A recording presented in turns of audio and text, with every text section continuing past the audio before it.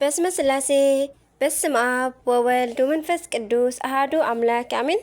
ሰላም እግዚአብሔር አምላክ ምስ ኩላትኩም ይኹን። ስድራ እግዚአብሔር አምላክ ከመይ ውዕልኩም?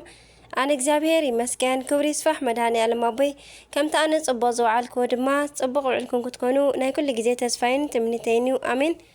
ስንክሳር ዘወርሃ ሰነ ዕለት 28 ስንክሳር ድሰምዕ ዘንብብ ፍቕሪ ጎይታ ኣብ ልቡ ይዕንብብ ሓለዋን ጸሎትን ተረድኣነትን ናይ ቅዱሳን ድማ ይረክብ። ዝክረ ጻድቅ ለዓለም ይሄሉ ዝኽሪ ናይ ጻድቕ ንዓለም ይዝነብር። ካብ ኩሉ ክፉእ ዘበለ ክትድሕኑ ንቅዱሳን ተማሕፀኑ አሜን። በስመ አብ ወወልድ ወመንፈስ ቅዱስ አሐዱ አምላክ አሜን። ወላዲተ አምላክ ቅድስት ኪዳነ ምሕረት አደይ ልሳነ አንደበት ኩነኒ 28 ሰነ ቅዱስ ያዕቆብ ዘእልበረዲ ወይ ከዓ እል በረዳይ ብፍላይ ኣብ ሃገርና ዝተዘንግዐ ዝመስል ናይ ምብራቕ ኮኸበ ጽባሕ እዩ። ያዕቆብ ንዝብል ስም ትርጉም ዝሃብዎ ኣቦታት ኣበው ብክልተ መንገዲ ይዝርዝርዎ። እቲ ቀዳማይ ኣሃዜ ሰኮና ነገሩ ምስ ወልደ ይስሐቅ ወርብቃው ርእሰ ኣበው ያዕቆብ እኳ ዝተተሓሓዘ እንተኾነ ኣቦታት ኣበው ግን ንትሕትና ይትርጉምዎ። እቲ ካልኣይ ድማ ኣእቃጺ ወይ ከዓኒ ኣሰናኻሊ። እዚ ነገር ጸርፊ ወይ ከዓ ኣሉታዊ እኳ ዋላ ይምሰል እምበር በዚ ስም ዝተጸውዑ ኣቦታት ኩሎም ንኣጋንንትን ንመናፍቃንን ዓብይ መሰናኽል ኮይኖሞም ስለ ዝነበሩ ንምስጋና እምበር ንነቐፋ ኣይውክልን እዩ። ናይ 600 ክፍለ ዘመን ምብራቃዊ ኮኸብ ቅዱስ ያዕቆብ ንመለካውያንን መናፍቃንን ንተጻረርቲ ተዋህዶን ዓብይ መሰናኽል ኮይንዎም እዩ። ንዝቐንዐት ርትዕቲ ተዋህዶ ሃይማኖት እውን ኣጽንዓ። ቅዱስ ያዕቆብ ዝተወልደ ኣብ 600 ክፍለ ዘመን መጀመርታ ኣብ 500 ኣከባቢ ክኸውን እንከሎ ዝዓረፈ ድማ ኣብ 578 ዓመተ ምህረት ከም ዝኾነ ይእመን። ኣብቲ ግዜ ኣንበሳ ቅዱስ ሳዊሮስ ካብ ሶርያ ናብ ግብፂ ተሰዲዱ ከሎ ዘዕረፈሉ ነበረ። ከምኡውን ሊቅ ኣባ ቴዎዶስዮስ ናብ ግብፂ ንግዕዞ ዝተጓዓዘ ብምንባሩ ናይ ተዋህዶ ምእመናን ብዘይጓሳ ተቕበዝበዙ። ናይቲ ቤተ መንግስቲ ተጽዕኖ ድማ ክልተ ባህሪ ብዘይብልዎ እስራትን ቅትለትን ናብ ምእዋጅ ተሸጋጊሮም ስለ ዝኾኑ ናይ ምእመናን ቁጽሪ ብጣዕሚ ምምንማኑ ቀጸለ። እቲ ዕረፍቲ ዝኸልኦ ቅዱስ ያዕቆብ ድማ ብወገኑ እቲ ነገር ብስቕታ ክሓልፎ ስለ ዘይፈተወ ኣገልግሎቱ ኣስፈሐ። ሙሉእ ለይቲ ብጸሎት ይሓድር፣ ቀትሪ ድማ ኣብ ቤተ ክርስቲያን ኣከባቢ እኳ ክምህር እኳ እንተዘይከኣለ ኣብ ብዙሕ ቦታታት እንዳዞረ ይምህር ነበረ። ካብ ጣዕሚ ትምህርቱን ስምረት መልእኽቱን ዝተለዓለ ምእመናን እንደገና ነቕሑ። ንሱ ድማ ካብ ግብፂ ስጋብ ሶርያ ከምኡውን ስጋብ ቆስጥንጥንያ ብዘይ ዕረፍቲ ክሰብኽ 40 ዘመናት ይሕለፈ። ብፍላይ ድማ ሓደስቲ ኣመንቲ ምእንቲ ከጥምቕ ብእሱር ቅዱስ ቴዎዶስዮስ ኤጲስቆጶስነት ተቐበለ። ናይ ሶርያ አንጾኪያ ናይ ፓትርያርክነት መንበሩ ክፉት ኮይኑ ንዕኡ እንተተጸበዮ ንሱ ግን ነዚ ናይ ስልጣን ደላይ ስለ ዘይነበረ ካልእ ከም ዝሾሞ ገበረ። ቅዱስ ያዕቆብ ብናይ ስብከት ኣገልግሎት ምብራቕ ዓለም ከብርህ ከሎ ዝተሓጋገዝዎ ደቂ መዛሙርት እኳ እንተነበሩ ዘሕልፎ ድኻምን መከራን ግን ተወዳዳሪ ኣይነበረን። ብፍላይ ናይቲ ወቕቲ ናይ አንጾኪያ ሓያላት መኳንንትን ሓለፍትን መናፍቃንን ብዙሕ ኣሳዲዶሞ እዮም። ንሱ ግን ብጥበብን ብፍልጠትን ኣብ ኣንፈት ቤቶም ዝነበሩ ምእመናን ብጓስነት ሓሊ እዩ። ነዚ ክበሃል ከሎ ድማ ንነብሱ እንደቀያየረ ናይ መሳፍንቲ ሓጹርን ከለላን ሓለፈ። ንኽብሪ ቤተ ክርስቲያን ከም ዕቡድ ከም ጓል መሲሉ እውን ናይ ወንጌል ዘርአ። ድሕሪ ብዙሕ ፈተናና ኣገልግሎትን ካብ ዝውለድ ኣብ 78 ዓመቱ ኣብ 578 ዓመተ ምህረት ዓሪፉ ብኽብሪ ተቐበረ።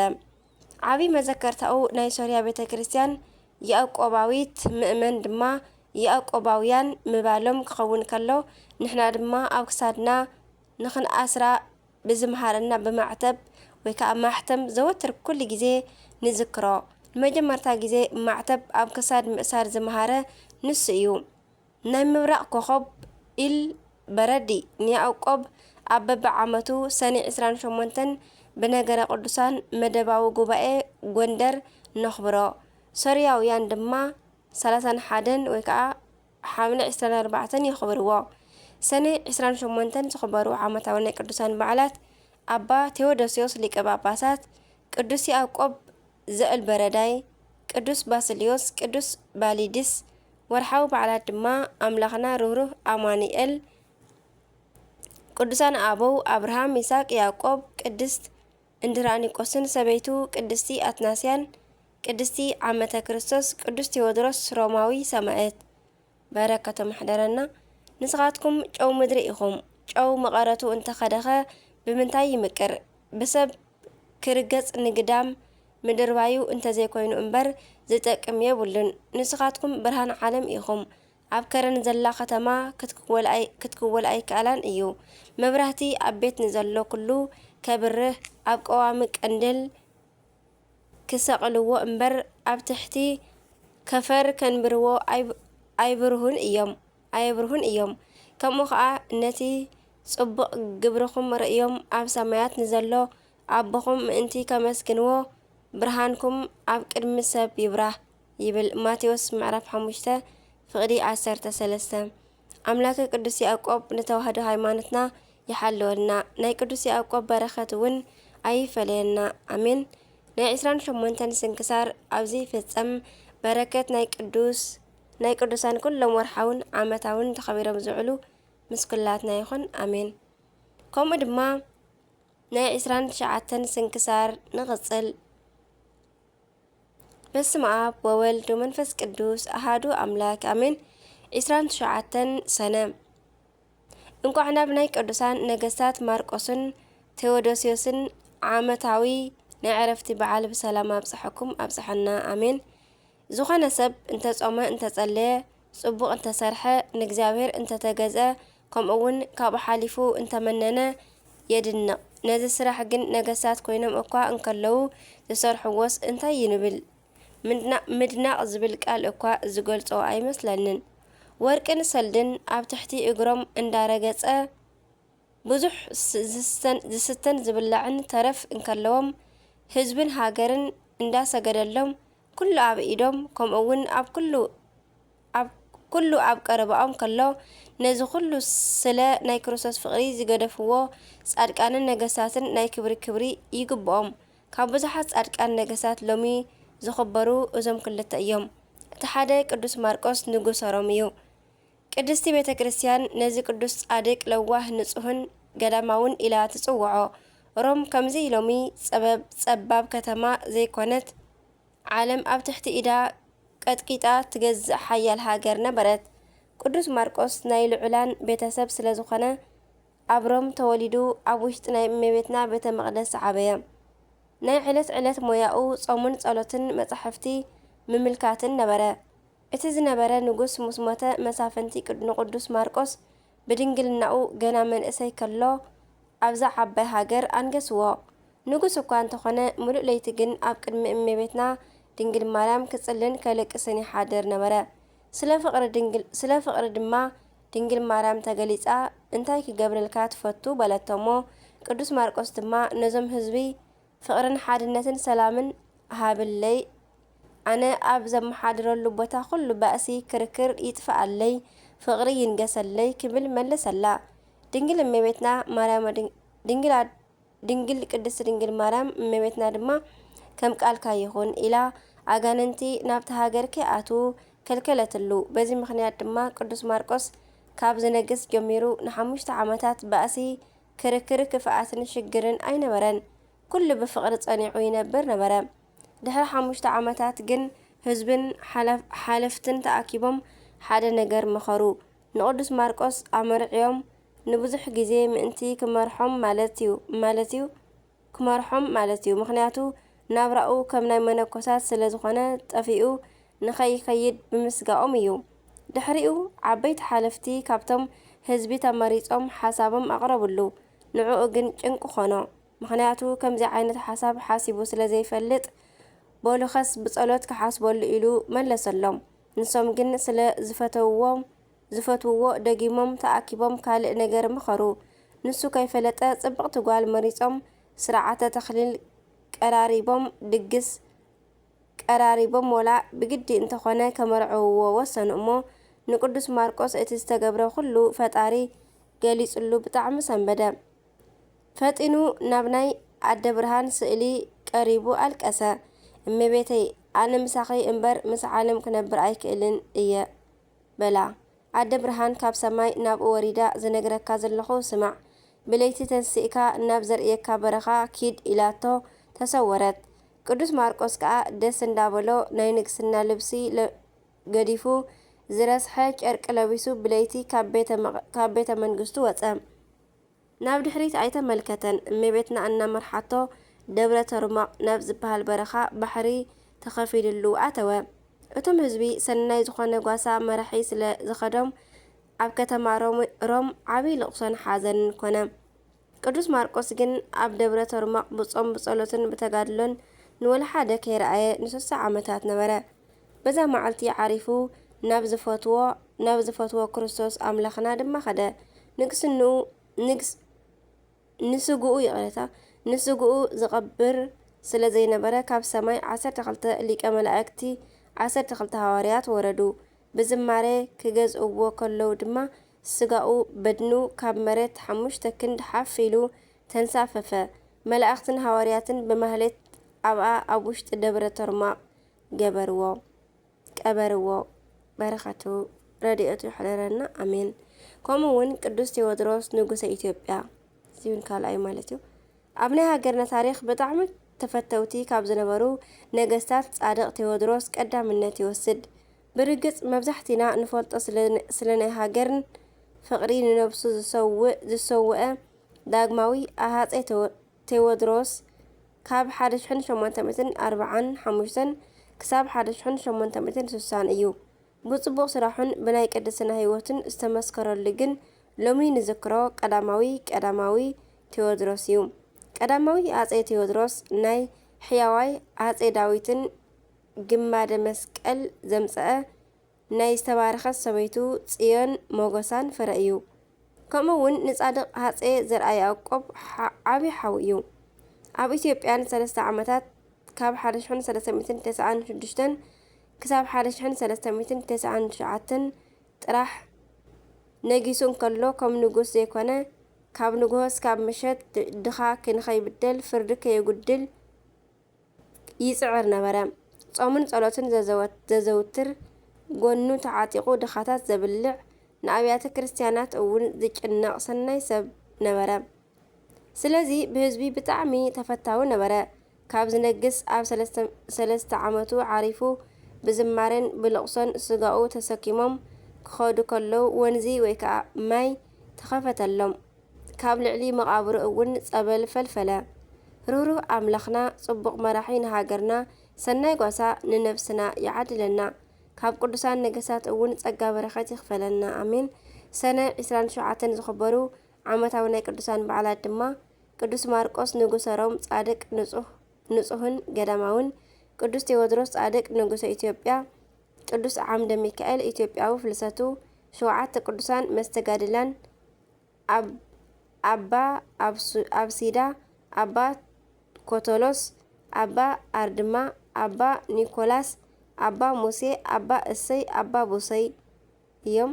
ቅዱሳን ኣባ ሆር፣ ኣባ ቡሰይ፣ ኣባ ሖርሳን ኣዲኦም ቅድስቲ ይድራን ሰማዕታት ማለት እዩ። ወርሓዊ መዓላት ድማ ናይ ፈጣሪናን ኣምላኽናን ጎይታናን ኢየሱስ ክርስቶስ በዓለ ልደት እዩ። ቅድስቲ ኣርሴማ ድንግል፣ ቅዱስ ጴጥሮስ ተፍጻሜተ ሰማዕት፣ ቅዱስ ማርቆስ ዘተርማቅ፣ ቅድስቲ ፍቅርተ ክርስቶስ ኢትዮጵያዊት፣ ቅዱስ ዘርአ ክርስቶስ ጻድቅን ሰማዕትን፣ ኣባ ጊዮርጊስ ዘጋስጫ። ኦ እግዚአብሔር ንጉስ በቲ ዝሃብካዮ ሓይሊ ይሕጐስ፣ በቲ ዝሃብካዮ ዓወት እውን ኣዝዩ ደስ ይብሎ። ትምኒት ልቡ ሃብካዮ፣ ዝለመነካ እውን ኣይከላእካዮን፣ ብዓብይ በረኸት ተቐበልካዮ። ብጽሩይ ወርቂ ዝተገብረ ዘውዲ ኣብ ርእሱ ደፋእካሉ። ህይወት ለመነካ፣ ንስኻ ከዓ ነዊሕን ንሓዋሩ ዝጸንሕን ዕድመ ሃብካዮ። ብሳላ ምድሓንካ ክብሩ ዓብይ እዩ ይብል መዝሙር ዘዳዊት መዝሙር 21 ካብ ፍቕዲ 1 ክሳብ 5 በረከቶም ኩሎም ወርሓውን ዓመታውን ናይ ቅዱሳን 27 መስኮላትና ይኹን አሜን። ከምኡ ናይ 30 ሰነ ናይ መወዳእታ ወርሒ ስንክሳር ንቐጽል። በስመ አብ ወወልድ መንፈስ ቅዱስ አሐዱ አምላክ አሜን። ዓመታዊ ናይ ቅዱስ ዮሐንስ መጥምቀ መለኮት እዩ። ዓመታዊ ክብሪ በዓል ልደቱ ናይ ቅዱስ ዮሐንስ መጥምቀ መለኮት እዩ። እንኳን ኣብዚ ክብር በዓል ብሰላም አብጽሐኩም አብጽሐና አሜን። ሉቃስ 1 እንታይ ይብል?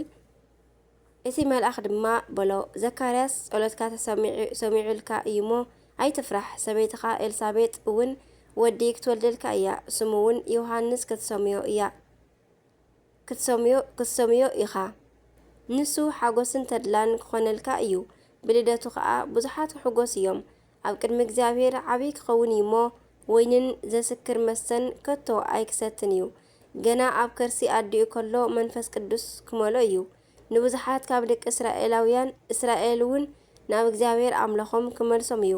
ንሱ ብቑዕ ህዝቢ ንእግዚኣብሔር ከዳሉ ልቢ ኣቦታት ናብ ውሉድ ንዘይ እዙዛት ድማ ናብ ጥበብ ጻድቃን ክመልስ ብመንፈስ ኤልያስን ብሓይሉን ቀቅድሚኡ ክኸይድ እዩ። ቅዱስ ዮሐንስ ተወሊዱ ካብ ህፃነቱ ኣቦኡን ምስ ተፈለይዎ ብጡብ ኢራብ ዝዓበየ ህፃን እዩ። ገና ኣብ ማህፀን ኣዲኡ ከሎ ኣገልግሎት ስግዳን ዝጀመረ ንጹህ ህፃን እዩ። በረከት ይሕደረና።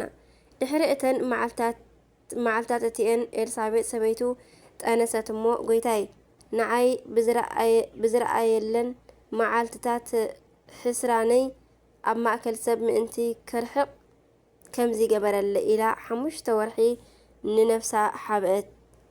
በቲ ቅነ እቲ ማርያም ተንሰአት ተቐላጢፋ ድማ ንህዝባን ይሁዳ ናብ ሓንቲ ዓዲ ደየበት። ናብ ቤት ዘካርያስ ኣትያ ኸዓ ንኤልሳቤጥ ሰላም በለታ። ኮነ ድማ ኤልሳቤጥ ቃል ሰላምታ ማርያም ኣዴና ምስ ሰምዐት እቲ ህፃን ኣብ ከርሳ ተሰራሰረ።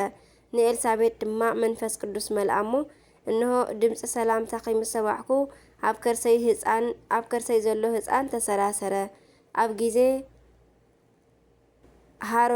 ሄሮዶስ ካብ ዝተረፉ ህፃናት ሓደ ቅዱስ ዮሐንስ ብህፃንነቱ ስድራ ቤቱ ምስ ተፈለይዎ ኢራብ እንዳመገበቶ እዩ ዓብዩ። እግዚአብሔር ድማ ብዙሕ ጥበብን ምስትውዓልን ሂብዎ ንብዙሓት እስራኤላውያን ናብ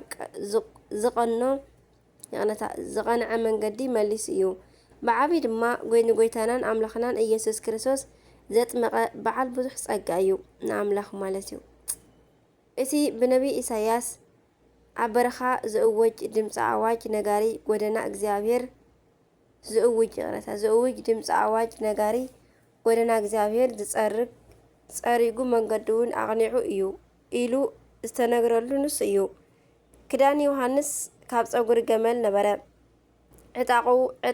ዕጣቑ ድማ ፈልቁ ቀለቡ ከዓ ኣንበጣን መዓር ሰንካልን ነበረ። ብትሕትናን ስነ ምግባርን እንዳምሃረ ብምጽናሕ ድማ ንጎይታ ኣጥመቖ። እቲ ቅድመይ ዝነበረ ድሕረይ ዝመጽእ ንሱ እዩ። ኣነስ ስራኽ ኣሳእኑ ንምፍታሕ እኳ ዘይበቅዕ እየ ኢሉ መለሰ። እዚ ኣብቲ ዮሐንስ የጥምቐሉ ዝነበረ ኣብ ቢታንያ ኣብ ማዕዶ ዮርዳኖስ ኮነ።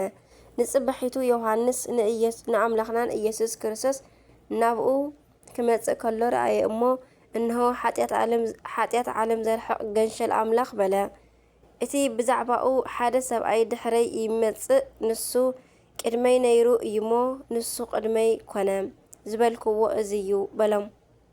ሽዑ ኢየሱስ ክርስቶስ ብዮሐንስ ክጥመቕ ካብ ገሊላ ናብ ዮርዳኖስ መጸ። ዮሐንስ ግና ንኣይ በኣኻ ምጥማቕ የድልየኒ ንስኻ ዶ ናባይ ክትመጽእ ኢሉ ኣበዮ። ጎይታናን ኣምላኽናን ኢየሱስ ክርስቶስ ከዓ ኩሉ ጽድቂ ክንፍጽም ይግበአና እዩሞ ሕጅስ ይኹን ደኣ ሕደግ ኢሉ መለሰሉ። ድሕሪዚ ፈቐደሉ። ጎይታናን ኣምላኽናን መድሓኒናን ኢየሱስ ክርስቶስ እውን ብዛዕባ ቅዱስ ዮሐንስ ክምስክርን ዕቤቱ ክዛረብን እንከሎ ከምዚ ይብል። እቲ ብዛዕባኡ እተጸሓፈሉ ንስ እዩ። እንሆ ኣብ ቅድሚኻ መገድኻ ዝጸርግ መልኣኸይ ቀቅድሚኻ እልእኽ ኣለኹ ብሓቂ እብለኩም ኣለኹ ካብ ኣንስቲ ካብ እተወለዱ ካብ ዮሃንስ መጥምቕ ዝዓቢ ሓደ እኳ ኣይተንስአን ኣብ መንግስተ ሰማያት ግና እዚ እቲ ዝንእስ ካብኡ ይዓቢ ካብ ዘመን ዮሃንስ መጥምቕ ክሳብ ሎሚ መንግስተ ሰማያት ብሓይሊ ትደፍእ ኣላ ይቕረታ ደፋእቲ ድማ ብሓይሊ ይዛረፍዋ ኣለዉ ኩሎም ነቢያትን ኦሪትን ክሳዕ ዮሃንስ ተነበዩ ክተኣምኑ እንተደሊኹምሲ እቲ ክመጽእ ዘለዎ ኤልያስ ንሱ እዩ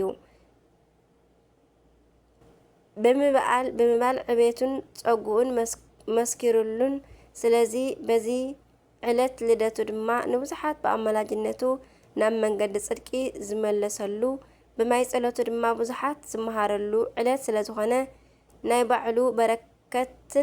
ባዕሉ በረከትን ጸጉኡን የካፍለና ቅዱሳን ኣቦታትና ድማ ንቅዱስ ዮሃንስ ካብ ትሩፋታቱን ኣገልግሎቱን ብዙሕ ኣስማት ሂቦሞ እዮም ገለ ንምጥቃስ ድማ መጥምቀ መለኮት ነቢ ሃዋርያ ሞኖክሴ ወይ ከዓ ተሓራሚ ገዳማዊ ካህን ወዘተ እንዳበሉ ካብ ፍቕሩ ዝተንስአ ድማ ዓመቱን ወርሓዊ በዓሉን እንዳኣኽበሩ ናይ በረከቱ ተሳተፍቲ ብምዃን ይጓዓዙ ኣለዉ ንዓና እውን ነቶም ቃል ኪዳንን ንኣምን ካብዚ ዘለናዮ ናይ ስደት ምትርኽን ብኣመላድነቱ ይደግፈና ኣሜን ዝተቐደሰን ዝተባረኸን መዓልቲ ይግበረልና ቅዱስ ዮሃንስ መጥምቀ መለኮት ካብ ኩሉ ክፉእ ዘበለ ይሰውረና በዛ ክብርቲ ዕለቱ በረከቱ ይሕደረና ኣሜን ዝወደቐ ዝነጠበ ድማ ኩሉ ብኣፈ ቅዱሳን ትጉሃን መላእክት ተኣረመለይ ካብ ኣናባ ካብ ፊደላት ዘጉደልክዋ ኣሜን ስንክሳር ልሰምዕ ዘንብብ ፍቕሪ ጎይታ ኣብ ልቡ ይዕንብብ